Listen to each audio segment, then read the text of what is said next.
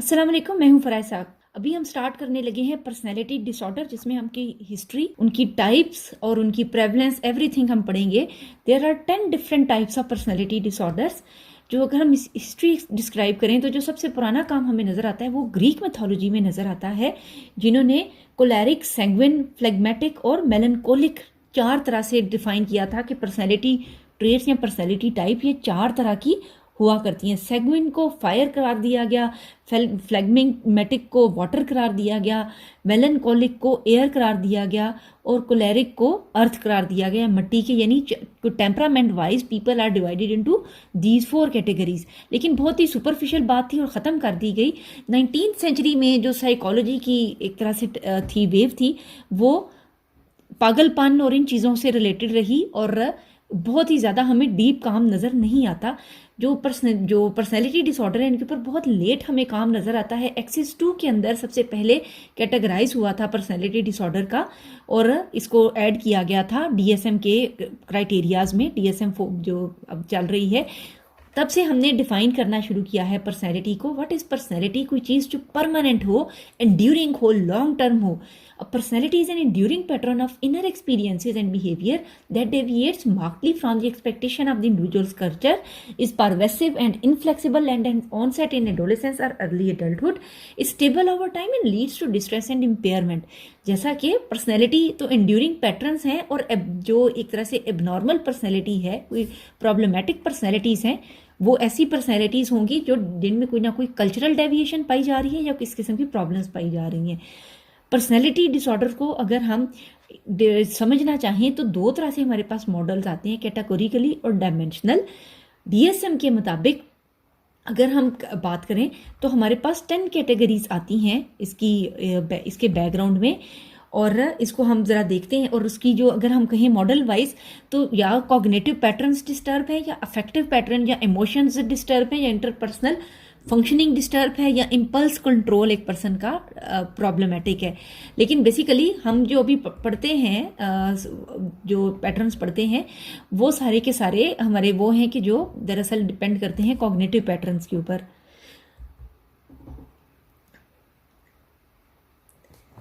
Basically personality disorders are divided into 3 clusters. Cluster A में सारे के सारे एक ऑड और असेंट्रिक बिहेवियर्स आ जाते हैं। क्लस्टर बी में एग्जिजरेटेड और अनस्टेबल पैटर्न्स आ जाते हैं, और सी के अंदर एंक्सियस और विदड्रॉन टाइप के लोग आएंगे। इनको हम देखते हैं वन बाय वन। स्किज़ॉइड वो लोग जो सोशली इनडिफरेंट होते हैं, लोगों से अलग थलग रहना पसंद करते हैं, तन्हाई पसंद होते हैं। पैरानॉइड लोग वो हैं जो शक में मुब्तला रहते हैं और लोगों पर ट्रस्ट नहीं करते हैं। स्किज़ोटिपल पर्सनैलिटी डिसऑर्डर एक तरह से अलग थलग रहते हैं, अपनी ज़ात के गिर्द हर एक चीज़ उनकी घूमती है और अपनी सेल्फ एब्जॉर्ब्ड टाइप होते हैं। क्लस्टर बी के अंदर हम पढ़ेंगे एंटी सोशल, जो डिसएग्री करते हैं लोगों से, बॉर्डर लाइन, अनप्रडिक्टेबल है, हिस्ट्रियोनिक, अटेंशन सीकर और narcissistic, self centred. Cluster C के अंदर अवॉइडेंट, जो दूसरे लोगों को अवॉइड करना चाहते हैं, डिपेंडेंट है, सबमिसिव, बहुत ज़्यादा डिपेंड करते हैं किसी एक पर्सन के ऊपर, या ऑब्सेसिव कंपल्सिव पीपल आएंगे। इसके बाद कुछ हमारे पास कैटेगरीज आती हैं जिनको हम डिफाइन करते हैं कि वो इनमें से किसी भी कैटेगरी में, 9 में से किसी भी क्लस्टर में, तीनों क्लस्टर के किसी भी डिसऑर्डर में फॉल नहीं करते हैं। इसमें मसलन passive aggressive, depressive, self defeating personality disorder, sadistic personality disorder, इस किस्म की पर्सनैलिटीज़ आएंगी। जो प्रेवलेंस रेट है ओवरऑल पॉपुलेशन में वो 12 to 23% है, यानी 100 में से 11 या 33 से लेकर 33% तक के जो लोग हैं वो इनमें से किसी एक डिसऑर्डर का शिकार हो सकते हैं। सबसे कॉमन जैसे हमें नज़र आ रहा है, इसमें सबसे ज़्यादा कॉमन पैरानॉइड स्किज़ोफ्रेनिया है, जबकि जो जेंडर वाइज प्रेफरेंस है वो भी डिफरेंट है। यानी कुछ टाइप्स जो हैं वो फीमेल्स में कॉमन है, जैसे schizotypal personality disorder is more common in female, जबकि हमें जो नज़र आएंगी इसकी बाकी की कुछ पर्सनैलिटी डिसऑर्डर्स वो हमें नज़र आता है डिपेंडेंट या एंक्सियस मेल्स में ज़्यादा होती हैं। इस तरह इनका जो पैटर्न है जेंडर वाइज वो फ़र्क होता है। ये ओवरऑल प्रेवलेंस रेट्स हैं हमारे पास। बॉर्डर लाइन ज़्यादा कॉमन है, हिस्ट्रियोनिक एंड देन नार्सिसिस्टिक। उसके बाद अगर हम जेंडर वाइज कहें तो पैरानॉइड मेल्स में ज़्यादा है फीमेल्स की निस्बत, स्किज़ॉइड मेल्स में ज़्यादा है, स्किज़ोटिपल मेल्स में ज़्यादा है, बॉर्डर लाइन फीमेल्स की बीमारी समझी जाती है, इस तरह हिस्ट्रियोनिक भी फीमेल्स की बीमारी समझी जाती है। अमूमी तौर पर हम ये समझते हैं कि जो प्रेवलेंस रेट है ये 50-50% ही होता है और कोई सा डिसऑर्डर किसी भी जेंडर पैटर्न में एग्जिस्ट कर सकता है। जो इनकी कोमॉर्बिडिटी है, किसी भी जो मेडिकल कंडीशंस हैं डिफरेंट, उनके साथ ये एग्जिस्ट करते हैं और इंडिपेंडेंटली भी ये एग्जिस्ट कर सकते हैं, कोई से भी डिसऑर्डर्स हैं। पाकिस्तान के अंदर सबसे ज़्यादा border line personality disorder common consider किया जाता है।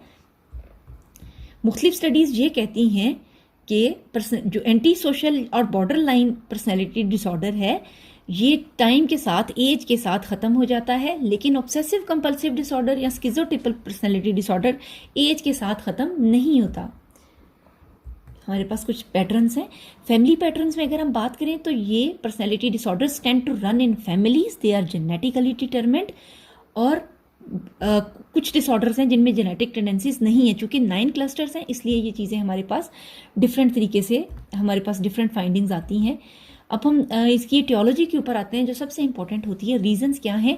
साइकोडायनेमिक या फ्रॉइड की जो पर्सपेक्टिव है वो ये मानती है कि वो लोग जिनकी ईगो वीक होगी, यानी जिनका कॉन्शियस एक्सपीरियंस वीक होगा, उनकी ज़्यादातर मेमोरीज हिडन है, अनकॉन्शियस में है, चाइल्डहुड ट्रॉमा का शिकार रहे हैं और अपने पास्ट एक्सपीरियंस में, अपने माजी में खोए रहते हैं, उनमें पर्सनैलिटी डिसऑर्डर्स कॉमन होंगे। इसी तरह से वो लोग जिनके जेनेटिक मेकअप में आ रहा है, यानी कि उनकी फादर या मदर को ऑलरेडी पर्सनैलिटी डिसऑर्डर था, तो उनके अंदर जेनेटिक पैटर्न की वजह से ये डिसऑर्डर ज़्यादा होगा। ये बायोलॉजिकल पर्सपेक्टिव कहलाएगी। देन हमारे पास फ्रेनोलॉजिस्ट अप्रोच है जो ये मानते हैं कि वो लोग जिनके सर के ऊपर कभी चोट लगी है उनके अंदर पर्सनैलिटी डिसऑर्डर की टेंडेंसी ज़्यादा पाई जाएगी। साइकोबायोलॉजिकल बिहेवियर में ये सारी चीज़ें आती हैं। Genetics, न्यूरोफिजियोलॉजिक, learning and phenomenological approaches, इनको भी हम देखते हैं कि ये क्या कहती हैं। लर्निंग अप्रोचेस ये मानती हैं कि लर्नड पैटर्न्स या मॉडलिंग और इमिटेशन रिस्पॉन्सिबल है, यानी वो बच्चे जिन्होंने बचपन में ऐसे पैटर्न्स को होते हुए देखा और उन्होंने ये देखा कि इस किस्म की चीज़ों से, जैसे बॉर्डर लाइन पर्सनैलिटी डिसऑर्डर है या हिस्ट्रियोनिक पर्सनैलिटी डिसऑर्डर है, जो पर्सन ऐसी चीज़ें एक्ट कर रहे थे उनको कोई ना कोई मुनाफा हो रहा है, फ़ायदा हो रहा है, तो वो इन पैटर्न्स को फॉलो करना शुरू कर देते हैं। उसके बाद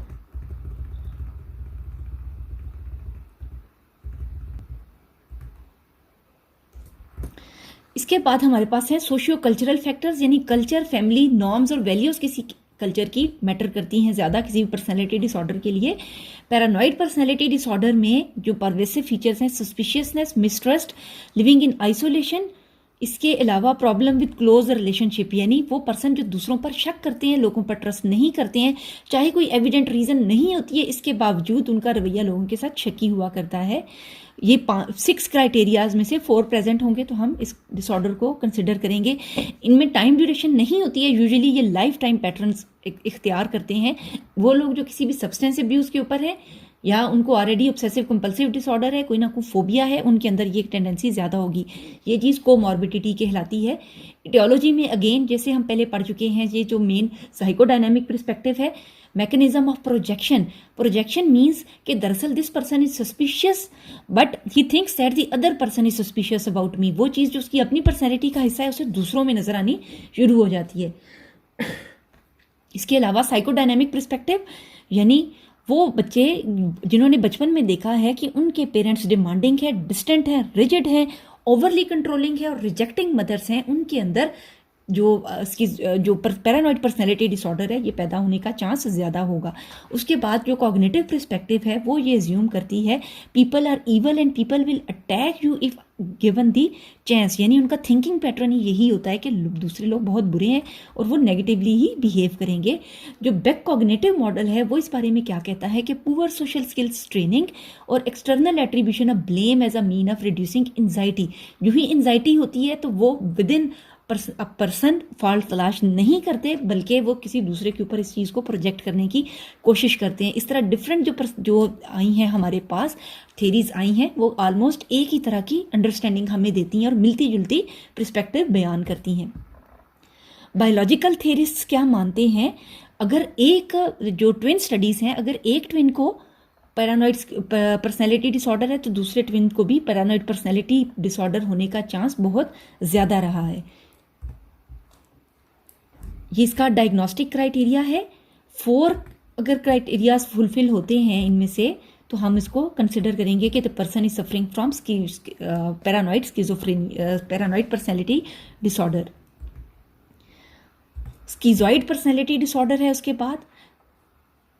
social detachment and restricted emotion, ऐसा पर्सन जो जिनकी इमोशनल रेंज बहुत ही कम होती है, जो किसी हंसने वाली बात पर हंसते नहीं, रोने वाली बात पर किसी के साथ बैठकर रोते नहीं, और वो इमोशनली इनडिफरेंट रहते हैं, लोगों के साथ मिक्सअप नहीं होते और उनके इमोशंस को अंडरस्टैंड नहीं करते।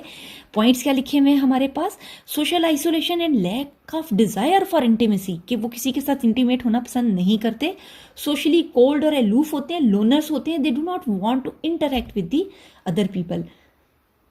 अगेन इनकी मॉर्बिडिटी डेल्यूजनल डिसऑर्डर, यानी चूंकि ट्रस्ट रिलेशनशिप्स इनके अंदर ट्रस्ट इश्यूज पाए जाते हैं, इसलिए स्किज़ॉइड पर्सनैलिटी डिसऑर्डर के लोगों को स्किज़ोफ्रेनिया, डेल्यूजनल डिसऑर्डर या कोई दूसरे डिसऑर्डर्स भी को एग्जिस्ट कर सकते हैं इसके साथ। मेन एटियोलॉजी इसके अंदर आती है ऑब्जेक्ट रिलेशन थेरिस की, कि दरअसल अनएक्सेप्टिंग और abusive and are left unable to given or receive love, वो लोग जिनको खुद अपनी बचपन की लाइफ के अंदर अनएक्सेप्टेंस का शिकार हुए हैं, एब्यूजिव रिलेशनशिप्स का शिकार हुए हैं, उनके साथ अच्छा सलूक नहीं किया गया, वो खुद चूंकि उनकी इमोशनल नीड्स आइडेंटिफाई नहीं की गई और पूरी नहीं की गई, तो वो खुद भी किसी दूसरे की इमोशनल नीड्स को अंडरस्टैंड नहीं करते।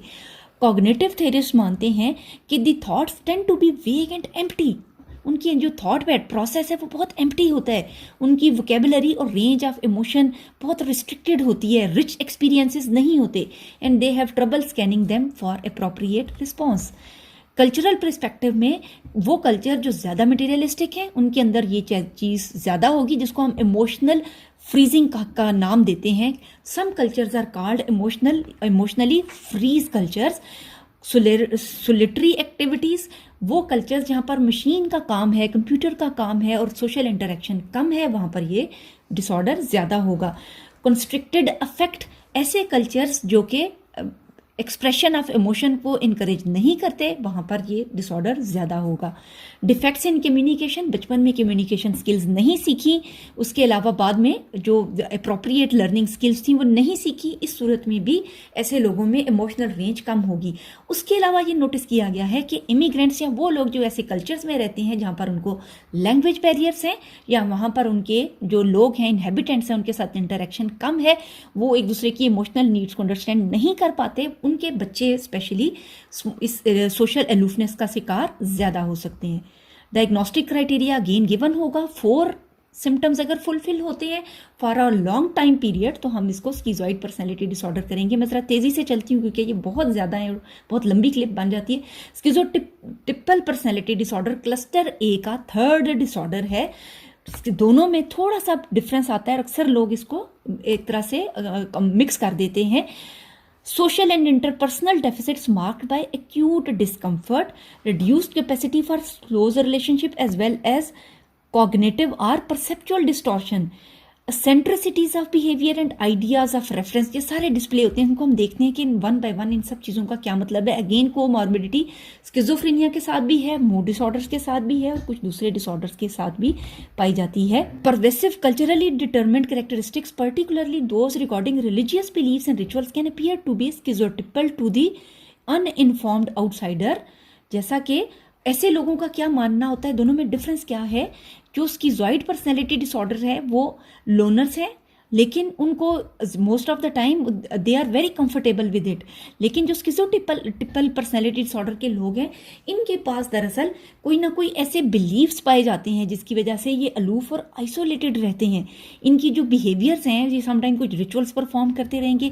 आइडियाज़ ऑफ रेफरेंस, जो वर्ड यूज़ हुआ है आइडियाज़ ऑफ रेफरेंस, कि उन्होंने कोई रीजन्स भी घड़ी हुई हैं कि वो इसलिए इंडिफरेंट रह रहे हैं because they are being spied upon और they are given some poison, उनके साथ इस तरह की चीज़ें हो रही हैं।